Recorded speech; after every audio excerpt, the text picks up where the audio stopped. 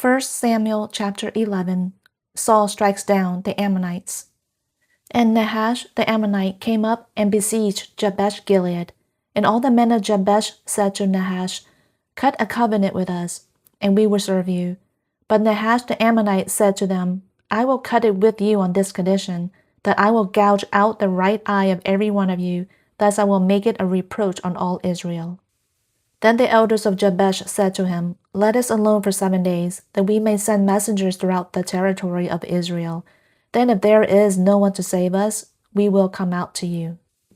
Then the messengers came to Gibeah of Saul, and spoke these words in the hearing of the people, and all the people lifted up their voices and wept. Now behold, Saul was coming from the field behind the oxen, and he said, "What is the matter with the people that they weep?" So they recounted to him the words of the men of Jabesh. Then the Spirit of God came upon Saul mightily when he heard these words, and he burned with anger exceedingly. Then he took a pair of oxen and cut them in pieces, and sent them throughout the territory of Israel by the hand of messengers, saying, "Whoever does not come out after Saul and after Samuel, so shall it be done to his oxen." Then the dread of Yahweh fell on the people, and they came out as one man, and he numbered them in Bezek. And the sons of Israel were 300,000, and the men of Judah 30,000. And they said to the messengers who had come, "Thus you shall say to the men of Jabesh-Gilead, Tomorrow by the time the sun is hot, you will have salvation." So the messengers went and told the men of Jabesh, and they were glad. Then the men of Jabesh said, "Tomorrow we will come out to you, and you may do to us whatever seems good in your eyes."